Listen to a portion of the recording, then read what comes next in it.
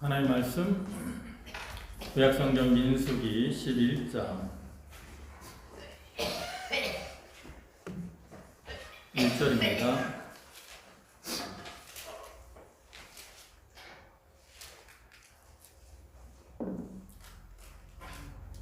구약성경 민수기 11장 1절, 구약성경 페이지로는 213쪽.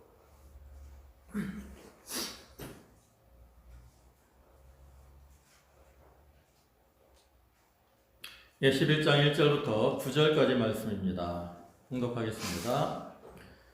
백성이 여호와의 들으시기에 악한 말로 원망하며 여호와께서 들으시고 진노하사 여호와의 불로 그들 중에 붙여서 진 끝을 사르게 하시매 백성이 모세에게 부르짖음으로 모세가 여호와께 기도하니 불이 꺼졌더라. 그곳 이름을 다베라라 칭하였으니 이는 여호와의 불이 그들 중에 붙은 연고였더라. 이스라엘 중에 섞여 사는 무리가 탐심을 품음에 이스라엘 자손도 다시 울며 가로되 누가 우리에게 고기를 주어 먹게 할꼬.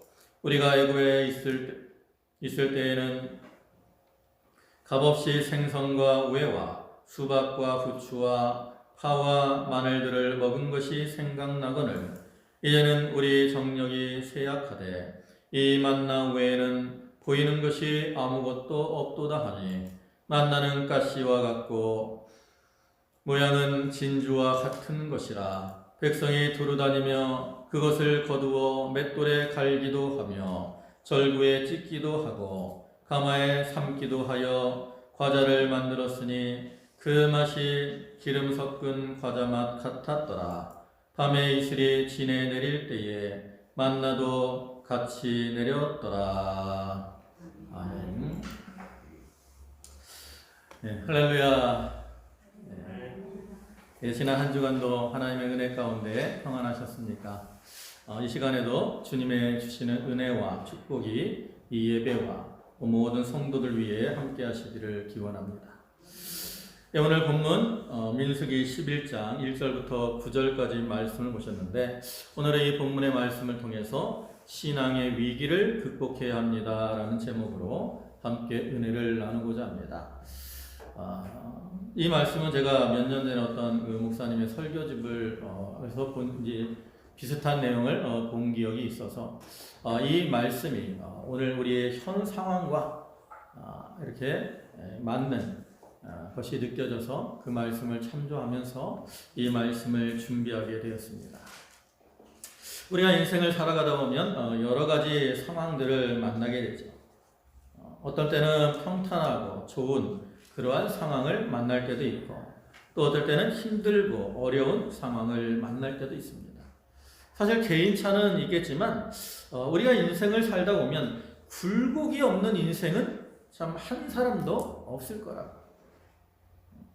네, 우리가 이러한 상황들을 만났을 때, 특별히 어떠한 힘들고 어려운 그런 위기의 상황을 만났을 때, 어떤 사람은 그 위기를 잘 극복함으로 성공적인 인생을 살아가는 반면에, 어떤 사람은 위기를 극복하지 못하고 넘어지고 실족함으로 실패하는 인생을 살기도 하지요. 그렇기 때문에 우리가 이러한 상황들을 만났을 때 중요한 것은 그 상황이 어떠한 것이냐라는 것보다는 그 상황들을 어떻게 이기고 또 어떻게 넘어가야 하느냐, 이것이 더 중요한 것이라고 생각이 듭니다. 우리가 신앙의 길에서도 마찬가지죠. 우리가 신앙의 길을 걸어가다 보면 어떠한 하나님의 은혜를 체험하고 기쁨과 즐거움으로 신앙생활을 하는 그러한 때도 있는 반면에 또 어떤 때는 힘들고 어려워서 원망과 불평이 나오는 그러한 위기의 상황을 만나기도 합니다. 근데 우리가 그러한 위기의 상황을 만났을 때 그것을 잘 이겨내게 되면 우리가 믿음의 진보를 이루게 되고 성공적인 믿음 생활을 할 수 있지만 반면에 그 위기의 상황에서 넘어지고 실족하게 되면 그 사람의 믿음은 퇴보하게 되고 부끄러운 자리에 떨어지게 되고 마는 거죠. 현재 이 세상의 상황을 보면 국가적으로나 또 세상적으로나 이 코로나19로 인해서 참 위기 상황이 장기화가 되고 있습니다. 우리나라의 경우도 계속해서 이 확진자가 두 자릿수 이상으로 나오고 있고요. 또 그로 인해서 경제적으로, 사회적으로 많은 어려움을 당하고 있어요. 또 그뿐만 또 아니라 세계적으로는 더 확진자들이 많이 나와서 여러 나라들이 위기를 당하고 있습니다. 그리고 이러한 상황들이 교회에도 영향을 미쳐서 교회적으로도 이렇게 어려움을 당하겠고, 또 우리 성도 한 사람 한 사람 개인들도 신앙의 위기에 직면해 있다라는 거죠. 우리에게 닥친 위기는 믿음이 약한 사람들은 이렇게 이 코로나19로 인해서 교회에 나가는 것이 부담이 되고, 또 교회들이 이렇게 덕을 끼치지 못함으로 해서 믿음에서 떨어지는 이러한 사람들도 있어요. 또 이 교회에 오래 나왔다고 하는 사람들도 이렇게 이제 예배를 정상적으로 드리지 못하고 온라인 예배로 이렇게 전환하다 보니까 자기도 모르게 자기 마음속에 뭐가 들어온 줄 알아요? 게으름과 나태함이 들어오게 된다라는 거죠. 이러한 것들이 다 신앙의 위기의 상황이에요. 그래서 우리는 이러한 때가 나에게 닥친 그러한 신앙의 위기의 때인 줄 알고 그러한 위기의 때를 잘 극복해 나가려고 힘을 써야 됩니다. 하나님께서 우리에게 이러한 위기의 상황을 허락하신 것은 그 위기의 상황을 우리가 잘 극복함으로 우리가 믿음의 진보를 이루고 또 하나님께 영광을 돌리기를 원하시기 때문이거든요.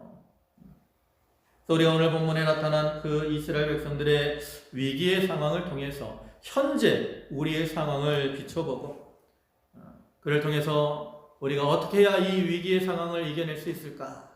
이런 것들을 깨달아서 그 위기의 상황을 잘 극복함으로 믿음의 진보를 이루고 그를 통해서 하나님을 기쁘시게 하는 그러한 성도들이 다 되도록 해야 되겠습니다.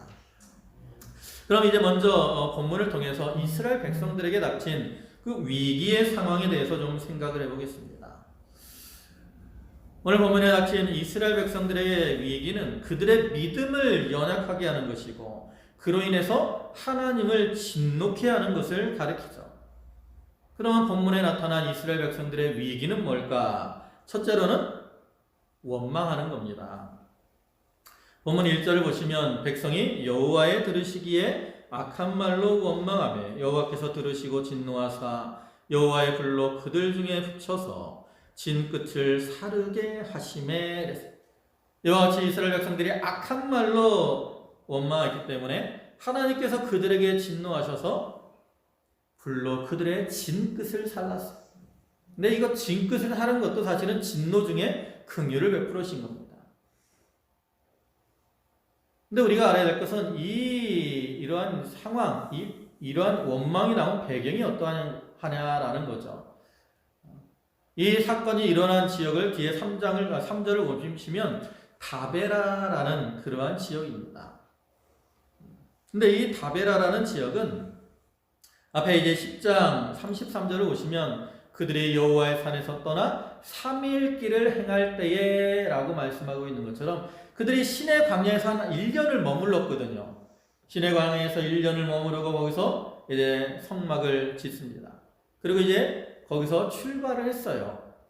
그때가 언제냐면 민수기 10장 11절에 있는 것처럼 제2년 2월 20일입니다. 그러니까 애굽에서 나온 지 2년 20일에 그들이 시내 광야에서 떠나서 출발을 한 거예요. 그리고 다베라까지는 거의 시내 광야에서 사흘길 정도 되는 거예요. 사흘길. 그러니까 사흘길이니까 많은 무리가 이동을 하려면 한꺼번에 이동을 하기 때문에 원거리를 가지는 못했을 거라고.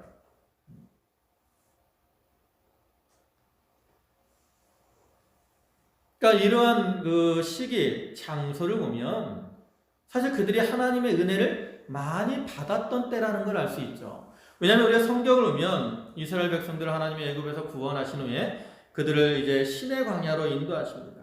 그리고 거기서 이제 모세를 통해서 그들에게 성막의 제도와 식양을 알려주시고 성막을 건설하게 하시죠.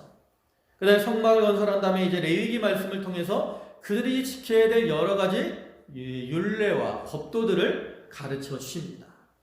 그러고 나서 이제 민수기 1장을 보면 하나님께서 모세에게 인구를 계수하도록 해요. 왜 인구를 계속하게 하냐면 이제 그들이 앞으로 행진을 하고 진을 이렇게 구성하기 위해서 그 인구를 확인하게 하시는 거예요. 그래서 이제 인구를 조사하고 또 하나님이 그들에게 알려신 대로 행진할 때의 진영, 그다음에 진을 칠 때의 진영들을 하나님이 다 알려주시죠. 그리고 나서 이제 아까 말씀처럼 2월 20일에 구름이 떠오르고 나아가니까 이스라엘 백성들이 행진을 해 나가게 되는 겁니다.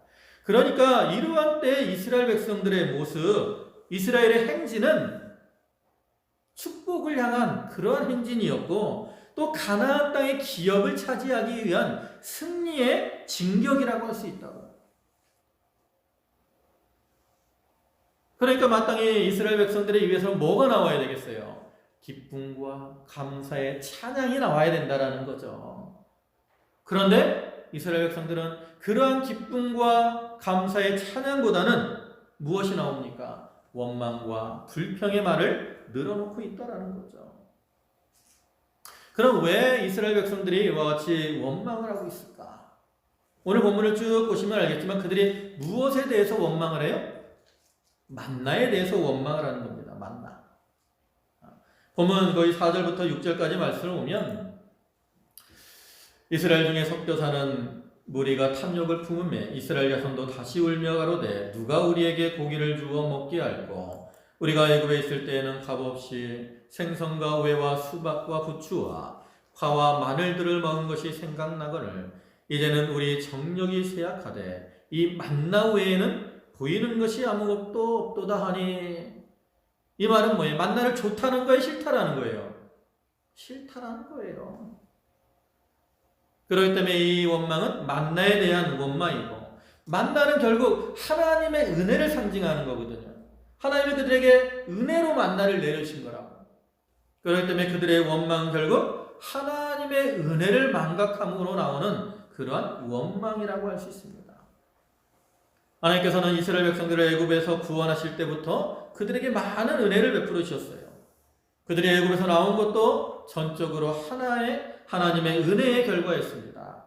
또 그들이 홍해를 건너는 것도 하나님께서 홍해 앞에 이스라엘 백성들이 있을 때 애굽의 군대가 추격해 와서 위험에 빠졌지만 하나님이 홍해를 가르셔서 그들을 마른 땅으로 건너게 하시고 그들을 추격하던 애굽의 군대는 홍해에서 엄몰시켜 주셨어요. 이것도 하나님의 은혜죠. 또 그들이 광야에 들어와서도 마찬가지입니다. 그들이 광야에서 여러 가지 어려움들을 만났어요. 물이 있어서 먹지 못하고 또 물이 없어서 마시지 못하는 그러한 고통을 당할 때 쓴물을 달게 하시고 또 반석에서 물을 내주셔서 그들로 마시게 해주셨습니다. 또 먹을 것이 없어서 그들이 괴로워할 때 하늘에서 만나를 내리셔서 매일매일 그것을 먹고 살도록 해주셨다는 거죠. 그래서 한마디로 말하면 이스라엘 백성들의 이 광야의 생활은 매일매일이 하나님의 은혜로 인한 그러한 삶이라고 할 수 있는 거예요. 그럼에도 불구하고 이스라엘 백성들은 그러한 하나님의 은혜를 망각했기 때문에 특별한 어려움이 없음에도 광야 가는 길이 좀 힘들긴 하겠죠. 그렇지만 특별한 어려움이 없음에도 불구하고 이와 같이 원망을 늘어놓고 있다는 거죠. 여러분, 원망은 누구에게 하는 겁니까? 이스라엘 백성들이 원망할 때 모세를 향해서 하고 있지만 이면적으로는 표면적으로는 모세를 향한 원망이지만 이면적으로 볼 때는 하나님을 향한 원망이었습니다. 그렇기 때문에 출애굽기에서 그렇게 책망을 하는 거죠. 출애굽기 16장 8절을 보시면 모세가 또 가로되 여호와께서 저녁에는 너희에게 고기를 주어 먹이시고 아침에는 떡으로 배불리시리니 이는 여호와께서 자기를 향하여 너희의 원망하는 그 말을 들으셨음이니라. 우리가 누구냐? 너희의 원망은 우리를 향하여 함이 아니요 여호와를 향하여 함이로다. 하나님의 지도자를 향한 원망은 하나님을 향한 거라는 거죠.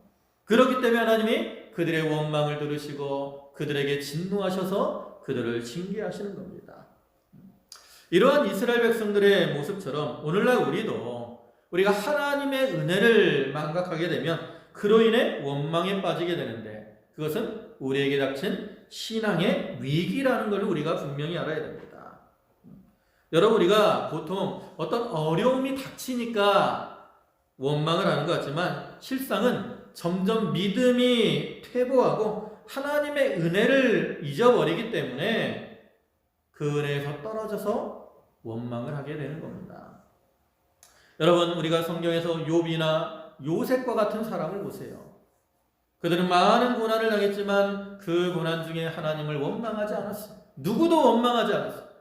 요셉은 형들이 자기를 팔았지만 나중에 애굽의 총리가 되어서도 형들이 자기를 두려워할 때 뭐라 그랬어요?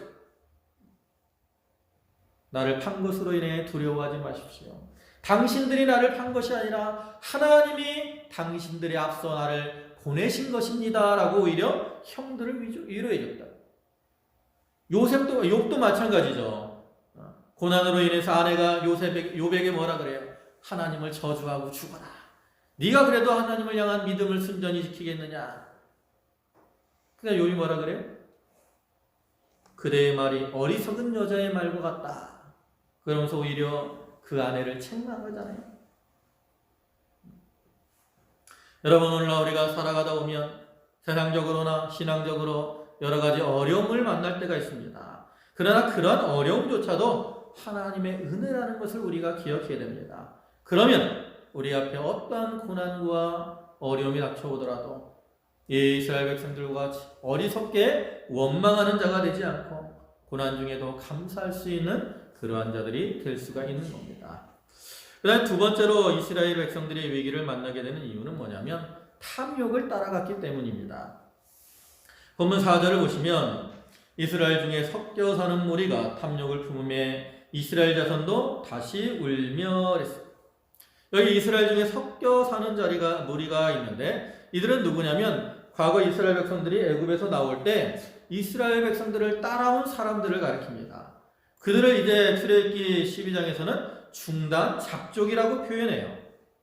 그래서 거기 보면 이스라엘 자손이 람셋에서 발행하여 숫곳에 이르니 유아 외에 보행하는 장정이 60만 가량이요 중단 잡족과 또 양과 소와 심이 많은 생축이 그들과 함께 하였으며 이와 같이 이스라엘 백성들이 애굽에서 나올 때 여러 잡족들이 나왔다. 같이 따라왔다.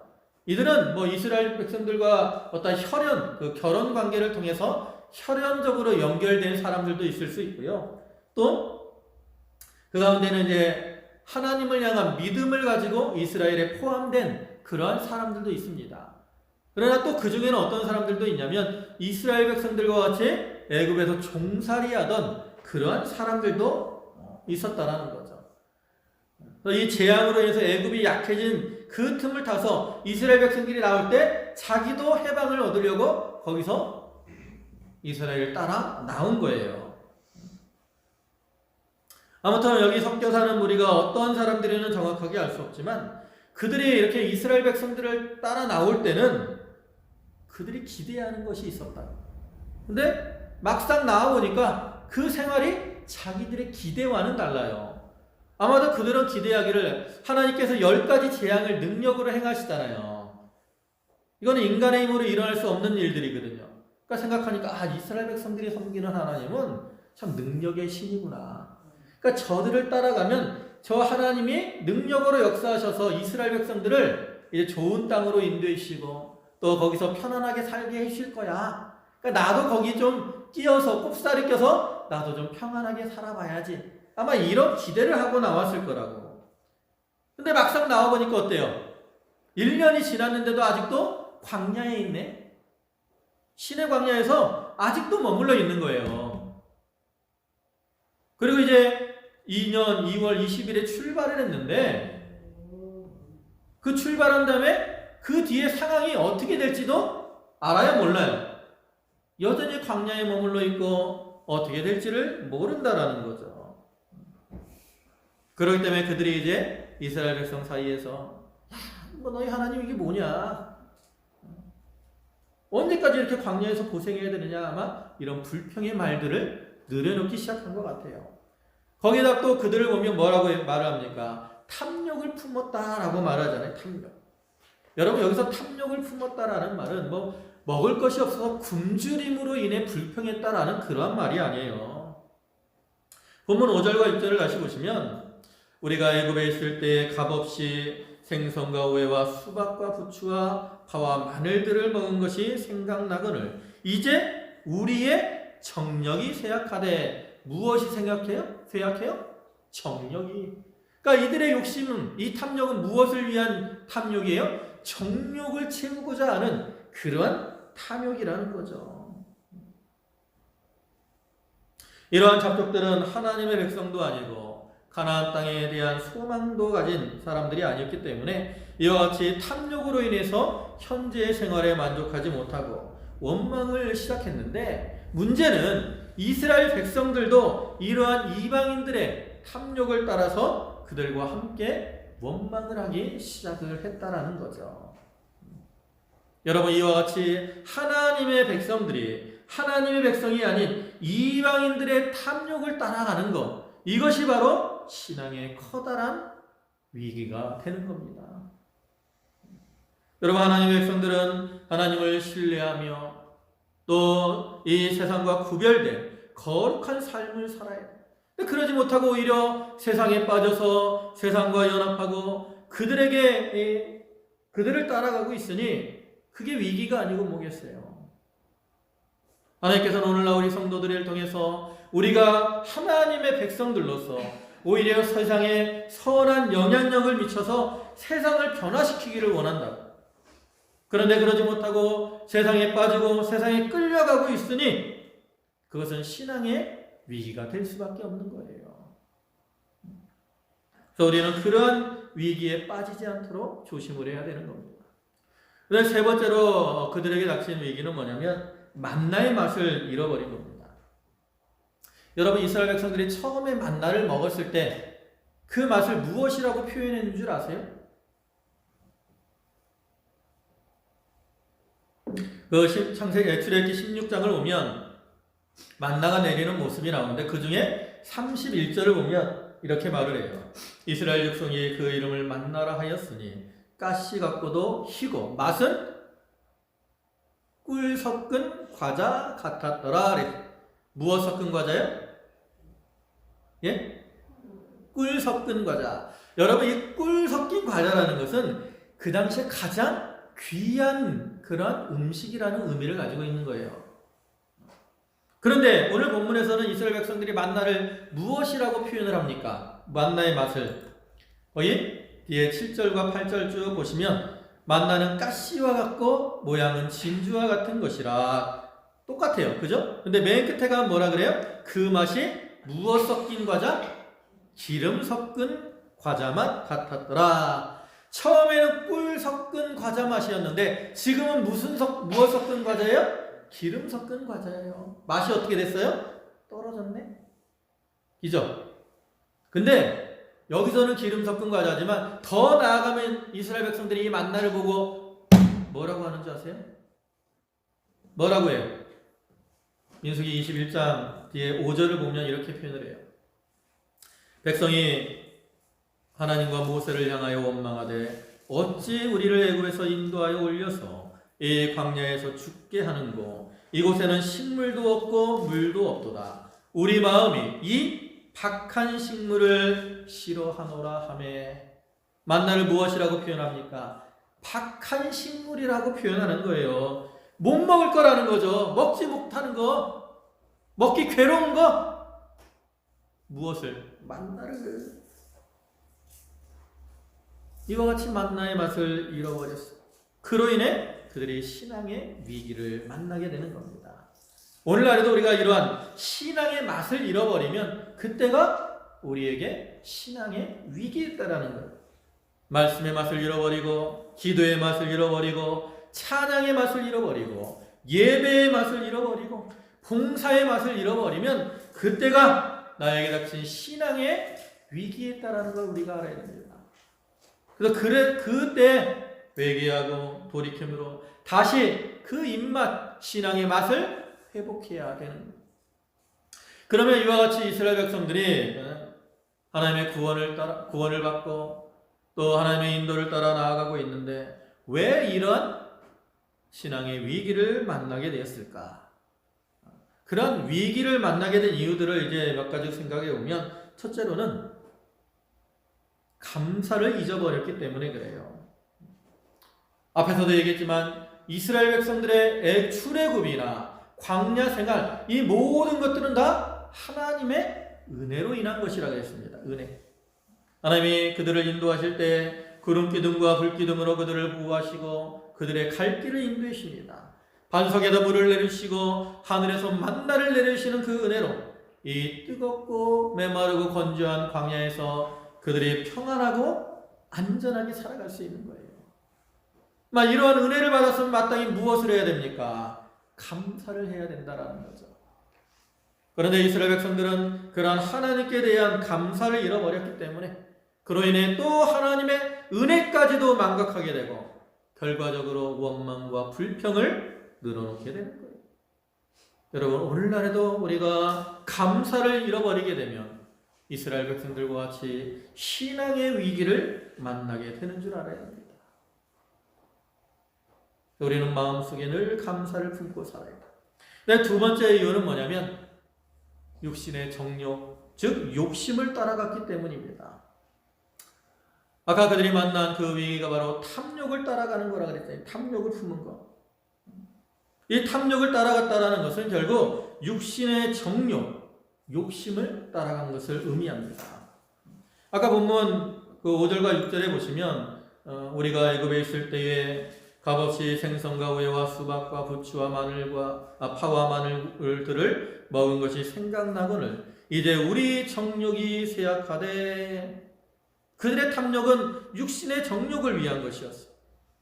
그래서 이와 같이 우리가 육신의 정욕, 욕심을 따라가게 되면 그로 인해 신앙의 위기를 만나게 된다는 거죠. 왜냐하면 이러한 욕심과 육신의 정욕은 우리를 죄의 길로 이끌어가고 신앙의 열매를 맺지 못하게 회방하기 때문에 그래요.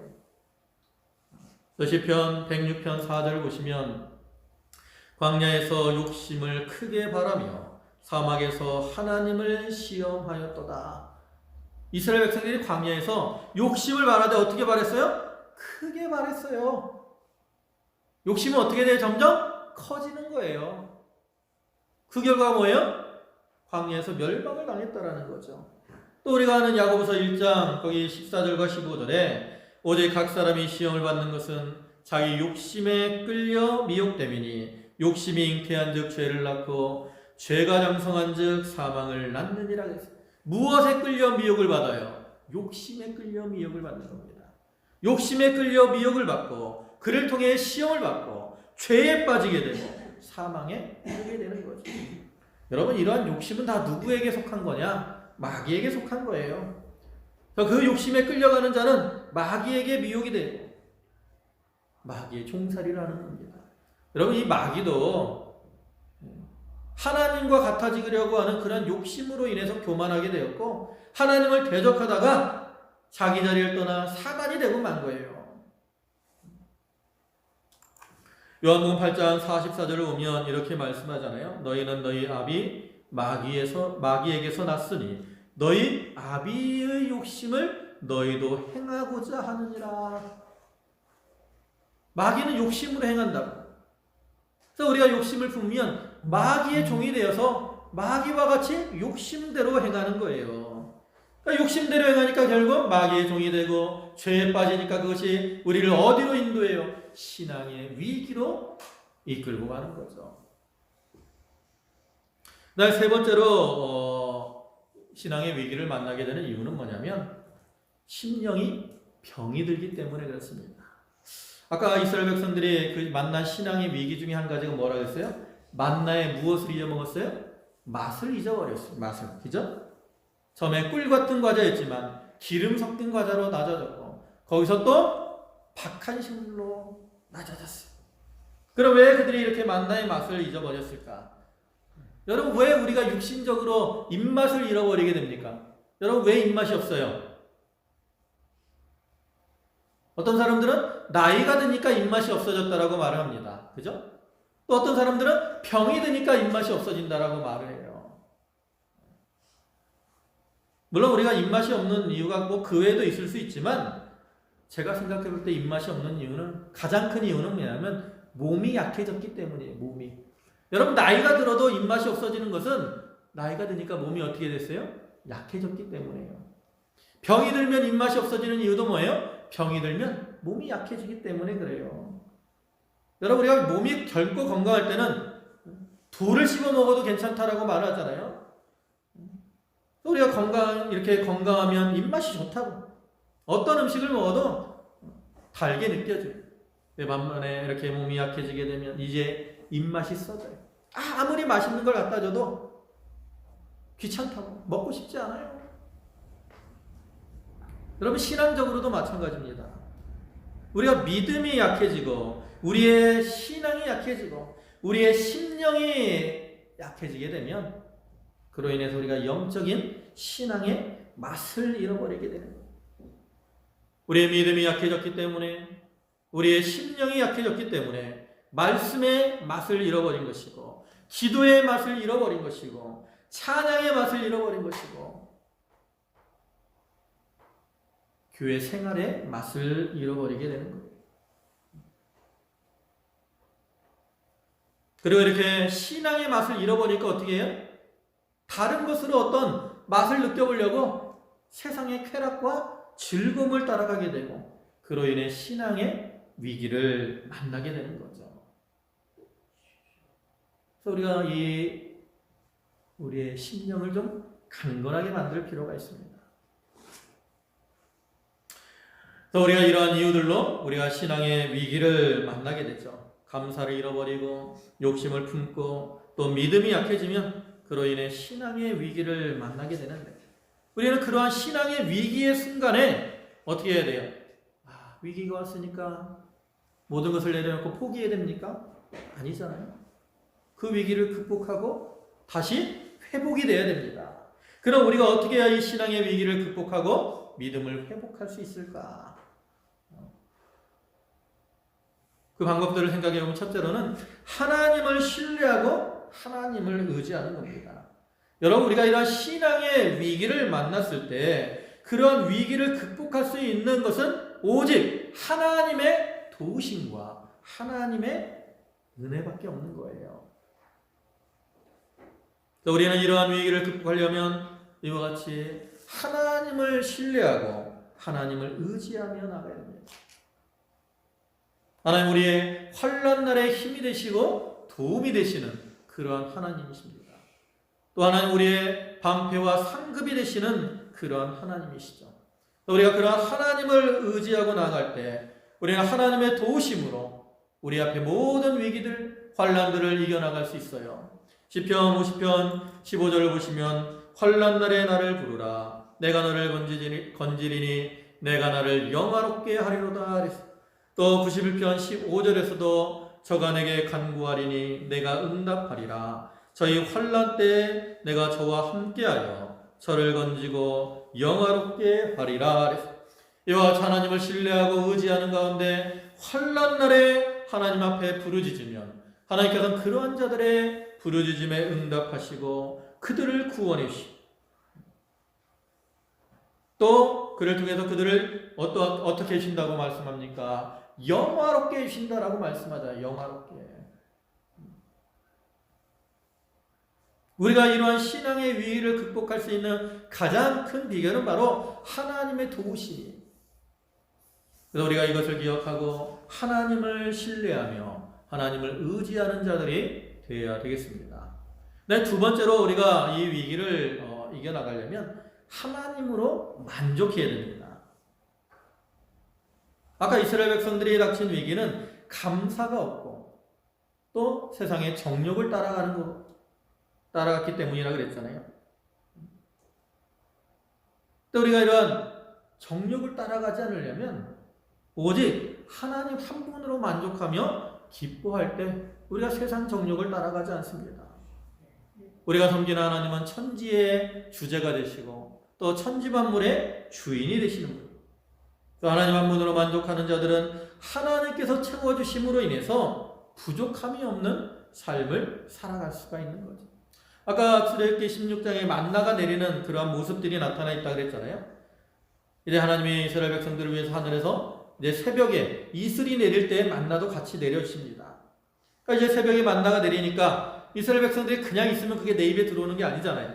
어떻게 해야 돼? 만나를 거두러 나가야 돼. 나가서 거둘 때 보면 사람들이 다 똑같이 거두겠어요? 개수를 쉬어보면? 젊은 사람들, 좀 건강한 사람들 많이 거둘 수도 있고, 나이가 들고 병약한 사람들은 적게 거둘 수밖에 없잖아요. 근데 거둔 다음에 가지고 와서 결과를 보니까 어떻다고 말씀을 해요. 거기 16장 18절에 보면 이렇게 말씀하잖아요. 오멜로 되어본즉 많이 거둔 자도 남음이 없고 적게 거둔 자도 부족함이 없이 각기 식량대로 거두었더라. 어떻게 거뒀어요? 각기 식량대로, 남음도 없이 부족함도 없이 똑같이 거두게 되었다라는 거죠. 또한 이스라엘 백성들이 광야 생활 가운데서도 하나님께서 그들과 함께 하시면서 그들의 부족함을 채워주셨습니다. 신명기 2장 7절 보시면 이렇게 말씀을 해요. 내 하나님 여호와가 너의 하는 모든 일에 내게 복을 주고 내가 이 광야에서 두루 행함을 알고 내 하나님 여호와가 이 40년 동안을 너와 함께 하였으므로 내게 부족함이 없었느니라. 40년 동안 하나님이 함께 하시니까 무엇이 없었어요? 부족함이 없었어요. 이와 같이 하나님이 채워주시면 광야와 같은 곳에서도 조금도 부족함이 없이 살아갈 수가 있다는 거죠. 여러분, 우리가 살아가는 이 세상을 광야와 같은 세상이라고 말을 하잖아요. 그렇지만 우리가 이 가운데서 하나님으로 만족하며 하나님을 의지하고 나가면 이렇게 하나님이 우리를 인도하시고 또 우리에게 채워주셔서 부족함이 없는 그러한 삶을 살 수 있습니다. 이사야 58장 11절에 보시면 그것을 우리에게 교훈하죠. 이사야 58장 11절에 나 여호와가 너를 항상 인도하여 마른 곳에서도 내 영혼을 만족해 하며 내 뼈를 견고케 하리니 너는 물된 동산 같겠고 물이 끊어지지 아니하는 샘 같을 것이라. 하나님께서 우리를 인도하시고 채워주시기 때문에 마른 곳에서도 우리의 영혼이 만족을 누리게 됩니다. 우리의 뼈도 견고하고 풍족한 삶을 누리게 될 것을 이렇게 교훈을 합니다. 그러니까 우리는 하나님 한 분으로 만족하는 그러한 삶을 살아가도록 힘을 써야 됩니다. 네, 세 번째로는 감사로 하나님을 섬겨드려야 됩니다. 이스라엘 백성들이 감사를 잃어버렸기 때문에 신앙의 위기를 만나게 되었다고 했잖아요. 우리는 그것을 기억하고 늘 우리 마음에 감사를 품고 하나님을 섬겨야 돼요. 하나님, 우리가 감사로 하나님을 섬기는 걸 기뻐하십니다. 시편 50편 14절에 오면 감사로 여호와 하나님께 제사를 드리며 지극히 높은 자에게 내 서원을 갚으며 그랬어요. 또 데살로니가전서 5장 18절에서도 범사에 감사하라. 이는 그리스도 예수 안에서 너희를 향하신 하나님의 뜻이니라 그랬어요. 우리가 이렇게 감사하는 삶을 살기를 하나님은 원하신다는 거죠. 여러분, 우리가 감사는 무엇이 있어야만 감사하는 게 아닙니다. 우리가 아무것도 없을지라도 하나님이 나와 함께 하심을 믿을 때 우리가 그 가운데 감사할 수 있어요. 우리가 하박국의 감사를 보면 그러한 내용이 나오잖아요. 하박국 3장 17절과 18절 보시면 비록 무화과 나무가 무성치 못하며 포도나무에 열매가 없으며 감람나무에 소출이 없으며 밭에 식물이 없으며 우리의 양이 없으며 외양간에 소가 없을지라도, 여기는 뭐가 없어요? 아무것도 없어요. 그죠? 근데 즐거워한다 그러죠. 무엇으로? 나는 여호와를 인하여 즐거워하며 나의 구원의 하나님을 인하여 기뻐하리로다. 이런 하박국 선지자의 고백과 같이 우리가 아무것도 없을지라도 하나님 한 분 모시면 그로 인해 기뻐하며 즐거워하며 감사하는 자가 될 수가 있다라는 거죠. 이제 말씀을 마무리하겠습니다. 이스라엘 백성들이 광야에서 하나님의 은혜로 광야에 살고 있지만 그들은 그 은혜를 잃어버리며 그로 인해 원망하였고 또 악한 자들의 탐욕을 따라가며 만나의 맛을 잃어버리는 그러한 위기, 신앙의 위기를 만났습니다. 네, 그들의 이러한 신앙의 위기를 만난 것은 감사를 잊어버리고 육신의 정욕과 욕심을 따라가며 심령에 병이 들었기 때문이라고 말씀을 드렸습니다.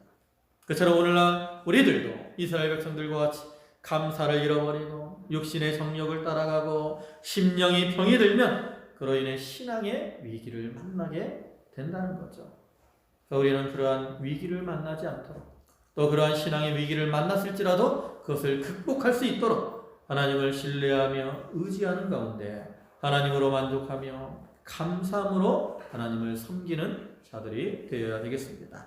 오늘 우리 앞에 여러 가지 어려움들이 있지만 이렇게 하나님으로 만족하고 감사함으로 그러한 모든 신앙의 위기들을 이기고 이제 기쁨과 즐거움으로 사는 모든 성도들이 되시기를 주님의 이름으로 축원합니다. 아멘. 기도하시겠습니다.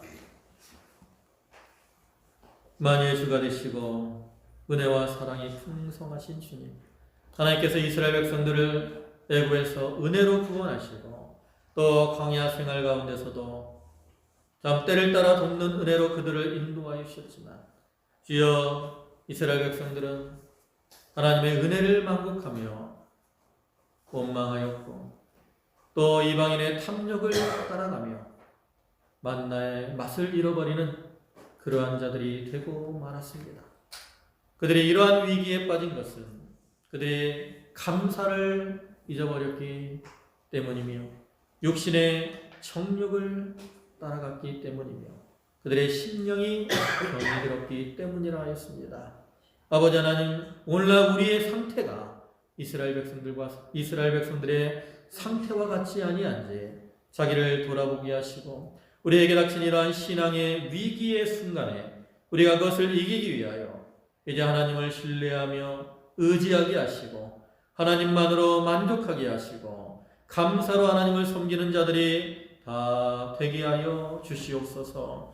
아버지 하나님, 오늘도 귀한 주일을 허락하시고 저희를 불러주신 은혜에 감사합니다. 저희 성도들 그 부르심의 은혜 감사해서 각기 예물들을 드렸사오니 그 바치는 손길과 심령의 은총을 도하시고 필요한 모든 것으로 저들에게 충만케 채워 주시옵소서. 모든 말씀 예수님의 이름으로 기도 올리옵나이다. 아멘.